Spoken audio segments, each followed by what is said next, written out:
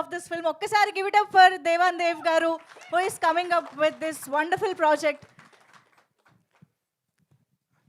అందరికీ నమస్కారం అండి. నా పేరు దేవన్. ఫస్ట్ నాకు థ్యాంక్స్ చెప్పాల్సింది నన్ను కన్న మా అమ్మ నాన్నకి. మా ఫాదర్ వచ్చారు. Dad come.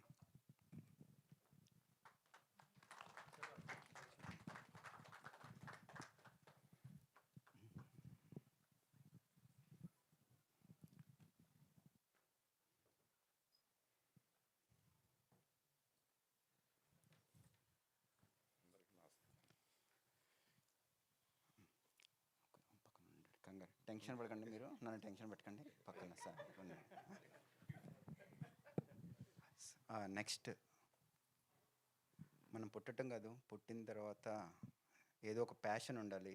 దేనికోసం మనం లైఫ్ లీడ్ చేయాలంటే నా ప్యాషన్ని గుర్తించి నాకు ఈ అవకాశం ఇచ్చిన నా ప్రొడ్యూసర్ జ్యోత్స్నా గారు అండ్ అనిల్ కిరణ్ కుమార్ గారు, ఈ స్టోరీ నాకు చాలా బాగా సెట్ అవుతుంది అని చెప్పి నా స్ట్రగుల్ని చూసి నాకు ఈ అవకాశం ఇచ్చిన నా సెకండ్ లైఫ్ పేరెంట్స్, వీళ్ళిద్దరికీ నేను లైఫ్ లాంగ్ రుణపడి ఉంటాను. Thank you.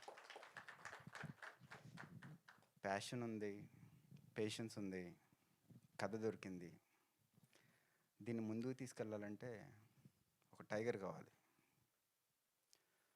నేను సినిమా ఇండస్ట్రీకి వచ్చిన తర్వాత ఫస్ట్ చిరంజీవి గారిని ఇష్టపడ్డాను. ఇదేంట్రా బాబు, ఎవరు చూసినా చిరంజీవి గారు అంటారు, ప్రతిోడు చిరంజీవి గారు భజన చేయడానికి వస్తారా అంట. ఏమండి, గుడికి వెళ్ళేది దేవుడికి మొక్కటానికే, ఇండస్ట్రీకి వచ్చేది చిరంజీవి గారిని చూసే. నెక్స్ట్ అసలు చిరంజీవి గారిని ఇంత బాగా చూపిస్తున్నారు అంటే ఇదంతా కెమెరాల్లో ఉంటుందిరా అని చెప్పి నా ఫ్రెండ్స్ చెప్తా ఉంటాను. నాకు తెలియదు అంతగా. డిస్కస్ చేస్తున్నప్పుడు చోటా నాయుడుని అసలు తెగ తీస్తారంటారా అని బ్రదర్స్ ఫ్రెండ్స్ చెప్తా ఉన్నారు. అయితే ఈయన్ని పట్టుకుంటే పని అవుద్దనమాట అని అనుకున్నప్పుడు నేను వర్క్ చేస్తున్న ప్లేస్లో చోటన్న రెగ్యులర్గా వస్తూ ఉండాలన్నమాట. ఎప్పుడు ఆ చోటన్న ఓకే, ఇలాంటి ఒక కెమెరామ్యాన్ని పట్టుకుంటే మనం కూడా బాగా కనపడగలం అనే ఒక చిన్న కాన్ఫిడెన్స్ వచ్చింది. వచ్చిన తర్వాత నేను జాబ్ చేస్తూ ఉన్న టైంలో బయటకు వచ్చినప్పుడు ఆ ఎదురుగుండా ఒకసారి చోటన్న కనిపించారనమాట. అసలు ఇది ఏంటి, మనం ఎంత కాలం వెయిట్ చేసిన ఇదే కదా అని చెప్పి ఇమీడియట్గా వెళ్ళి మాట్లాడదాం అనుకున్నాను. అరే, ఇప్పుడు వెళ్ళి మాట్లాడితే అందరూ వచ్చి మాట్లాడుతూ ఉంటారు కదా, మళ్ళీ సేమ్ చోటన్న మీరంటే నాకు ఇష్టం అని చెప్పి చెప్పడం కరెక్ట్ కాదు. ఒక టైం వస్తుంది, ఆ టైం వచ్చినప్పుడు కలిసి మాట్లాడాలి అనుకున్నాం. కానీ ఇది ఫస్ట్ కదా, మరి ఈ మెమరీ ఎలా ఉండాలి అంటే కటౌట్ చూసి కొన్ని అమ్మాయిలు డ్యూడ్ అని పవన్ కళ్యాణ్ గారు మూవీలో డైలాగ్ ఉంది కదా. సరే, ఇప్పుడు చోటన్న కలవపోయినా ఆయన కారుని కలుద్దాము అని చెప్పి కారుతో ఫోటో దిగానండి. ఎప్పటికన్నా ఉపయోగపడుతుందని 10 years బ్యాక్ దిగాను ఫోటో. ఆ కార్డు వేసాను, అన్న పక్కన పెట్టుకున్నారు. అన్న సినిమా తీయాలనుకుంటున్నాను అన్న. గుడ్ తమ్ముడు, ఎవరు డైరెక్టర్ అన్నాడు. నేనే డైరెక్టర్ అన్నాను. ఓకే, ఎవరు హీరో అన్నారు. నేనే అన్నా. రే పిచ్చారా నీకు, ఎందుకు ఇలా టైం వేస్ట్ చేయకు, డబ్బులు వేస్ట్ చేయకు, కామ్గా వెళ్ళి పని చూసుకో, లేదంటే ఏదో ఒకటి చెయ్యి అన్నారు. కాదన్నా, నేను పట్టుకుంటే మీలానే నేను కూడా వదలనన్నా అన్న. 2-3 times క్లాస్ ఇచ్చారు. సరే, ఇదంతా కాదు, స్టోరీ చెప్పన్నారు. స్టోరీ చెప్పాను. ఈ చేంజెస్ చేయన్నారు. ఆ చేంజెస్ నాకు కథకి చాలా కన్విన్సింగ్గా నాకు, మా ప్రొడ్యూసర్ గారికి, మా స్టోరీ రైటర్ గారికి అందరికీ కూర్చొని డిస్కస్ చేసుకున్నాం. అందరూ చాలా బాగా నచ్చినాయి, చోటన్న ఇచ్చిన సజెషన్స్. ఇంకా ముందుకు వెళ్ళాలి అనుకున్నప్పుడు ఈ కథ స్టార్ట్ అయింది. ఈ జర్నీ ఎలా జరిగింది అనేది ఒక చాలా పెద్ద మిరాకిల్ అండి. I will tell you slowly. నాకు ఈ అవకాశం ఇచ్చిన మీ అందరికీ థ్యాంక్ యూ సో మచ్ చోటన్న. నాకు ఏ టైంలో అన్నా 24/7 నాట్ ఓన్లీ ప్రొఫెషనల్, పర్సనల్ ఏదైనా కూడా జస్ట్ ఏ ఫోన్ కాల్ అవే. చోటన్న ఈజ్ మై బ్యాక్గ్రౌండ్. నాకు ఇంతకు మించి ఇండస్ట్రీలో బ్యాక్గ్రౌండ్ ఎవరు లేరండి. Thank you so much.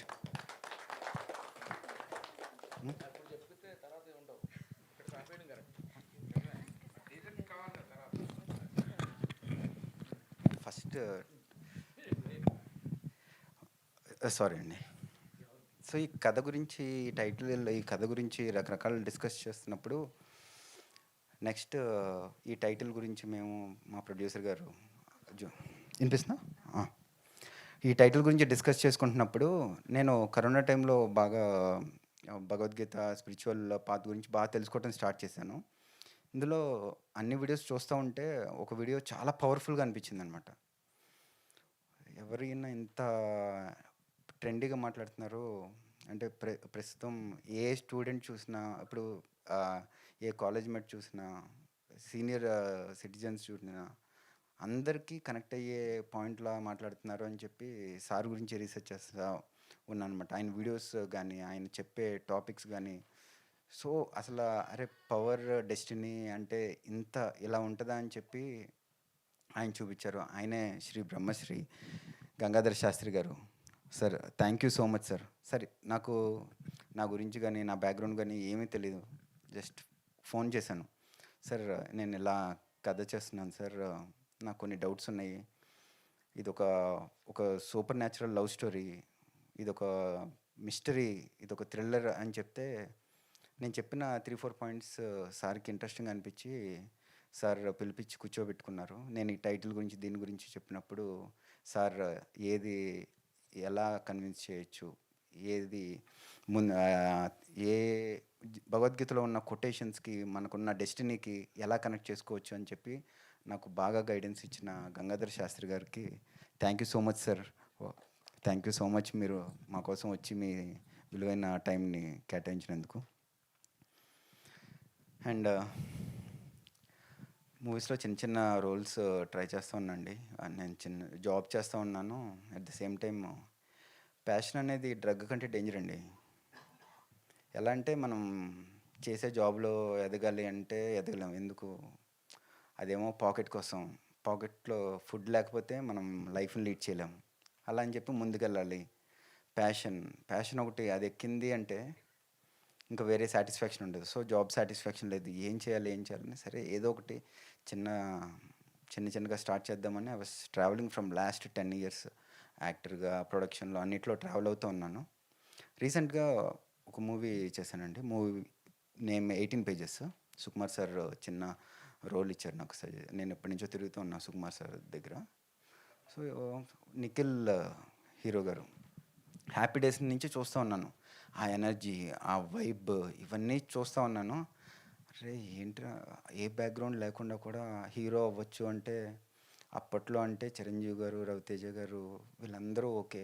ఈ టైంలో ఎలా పాసిబుల్ అవుతుంది అనుకున్నప్పుడు ఆ హ్యాపీ డేస్ మూవీ నుంచి గ్రాఫ్ ఎక్కి స్టోరీ సెలెక్షన్, కాన్సెప్ట్, తన యాక్టింగ్ స్టెప్ బై స్టెప్ ఎక్కుతా Karthikeya to pan India star అయిపోయి ఇంత లీడ్ చేసిన ఒక పర్సన్ని చూసిన తర్వాత ఓకే మనం కూడా ఒక స్టెప్ వేయచ్చు ప్యాషన్ కోసం అని చెప్పి ఒక ఎగ్జాంపుల్గా నాకు నిఖిల్ గారిని తీసుకున్నాను. 18 Pagesలో ఒక చిన్న రోల్ చేశానండి. చేసినప్పుడు I got a chance to talk to him regularly ఒక 3-4 days. నేను ఇలా మాట్లాడుతూ ఐడియాస్ గురించి చెప్తా ఉంటే bro you are wasting time, చూసుకో కథ సెలెక్ట్ చేసుకో, కథ స్టోరీ ఈజ్ ఇంపార్టెంట్, స్టోరీని పట్టుకో అని చెప్పి నాకున్న ఐడియాస్ని దానికి గురించి చెప్పేసరికి ఇలా వెళ్ళొచ్చు, నీ ఐడియా ఇలా ఉంటే ఇలా వెళ్ళొచ్చు అని చెప్పి నిఖిల్ గారు నాకు చెప్పారనమాట. దెన్ అన్డౌటెడ్లీ ఎస్, నాకు డెస్టినీని నేను నమ్ముతానండి. నేను ఈరోజు నా స్పీచ్ చూసేవాళ్ళు ఎవరైనా కూడా హూ బిలాంగ్స్, ఎవరైతే మేనిఫెస్టేషన్ నమ్ముతారో, ఎవరైతే డ్రీమర్స్ ఉన్నారో, ఎవరైతే బిలీవర్స్ ఉన్నారో, ఎవరైతే అచీవర్స్ ఉన్నారో, నేను కూడా మీలాంటి వాడినే. So I believed with my patience, passion, then the result is nothing but Krishnaleela అండి. Thank you so much Nikhil అన్న. జస్ట్ ఒక్క మెసేజ్ చేసి అన్న, నో బ్యాక్గ్రౌండ్, నాకు ఎవరు వెనకాల బ్యాక్గ్రౌండ్ ఎవరు లేరన్నా, బట్ ఒక సినిమా కష్టపడి చేశానన్నా. సో కార్తికేయ 2 అయిపోయింది, పాన్ ఇండియా స్టార్ నెంబర్ ఉంది, మెసేజ్ పెడితే రెస్పాండ్ అవుతారు. ఇంక మనలాంటి వాళ్ళు ఎంతమంది ఉన్నారు, రోజుకి ఎన్నో సినిమాలు వస్తూ ఉన్నాయి అనుకున్న టైంలో కూడా ఒక మెసేజ్ పెట్టగానే నాకు కాల్ చేశారు. నేను చెప్పాను సిచ్యువేషన్. ఆ మెసేజ్ పెట్టేది మామూలు మెసేజ్ కాదండి, చాలా పెద్ద మెసేజ్.